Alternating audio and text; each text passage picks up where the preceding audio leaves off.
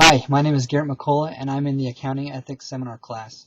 And at this time, I would like to discuss some of the steps that certain individuals have taken when they have felt the need to expose certain illegal or unethical acts within their company.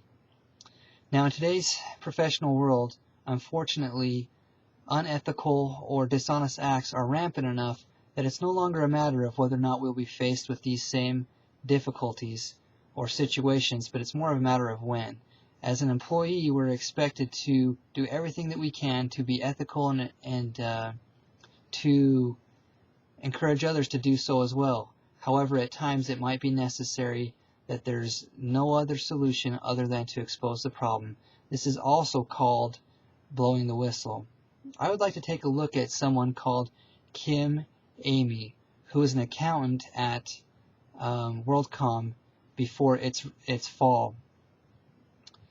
Kim was faced with this exact situation. He had early on in his career been asked by several of his superiors to do certain accounting procedures that might be considered unethical. However, they were fairly minor at the time. However, at one time, he was approached by his superiors and asked to do what he felt constituted tax fraud. At this time, I'd like to look at the approach that the authors of our book, Managing Business Ethics, give in what is proper to steps to blow the whistle, as well as the steps that Kim made. We know that Kim first approached his manager, which is the very first step. We need to approach our superior and explain our situation. And we know that Kim's discussion with his manager was met with the response of he needed to do the entries anyways. The second step that the book suggests we do is to discuss the matter with our families. We know that our decisions in the professional world not only affect ourselves but also our families, and they could be very difficult decisions to make because they have adverse effects on us as well as those of our family.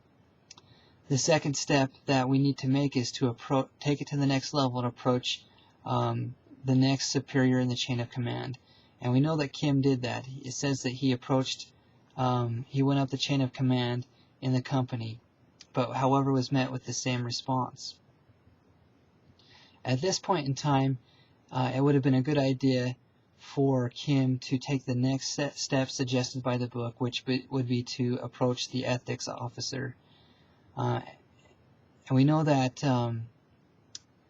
even in certain states, we are required to take certain steps in exposing illegal activities before we can receive legal protection, and this is one of them, to notify the ethics officer. However, we're not told whether or not there was an ethics officer or if Kim ever did speak to an ethics officer.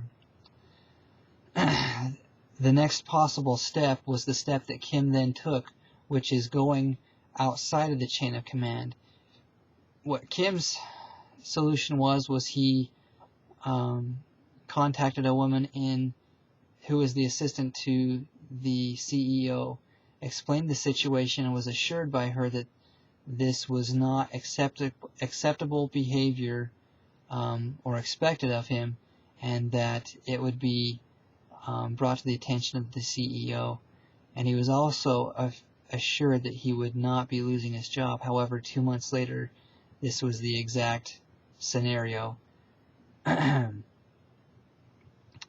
The final option that the book suggests is for us to leave the company.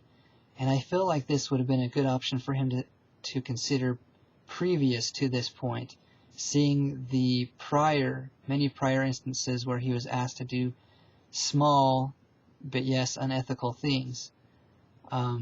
Something very important to consider during this whole process is the importance of documentation. We should document everything from the very onset of unethical requests from our superiors to the steps that we take, emails, correspondences that we've made, so that we have the protection to protect ourselves if we ever needed to. I feel like these steps are definitely the best option when one is faced with the difficult task of exposing any illegal or inappropriate acts within the company. Thanks.